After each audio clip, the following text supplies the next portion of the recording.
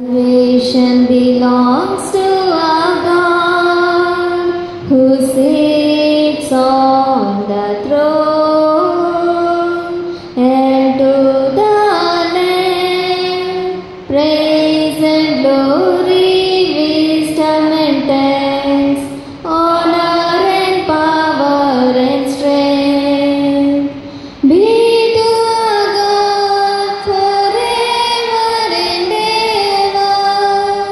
Be to our God forever and ever. Be to our God forever and ever. Amen. Singhasana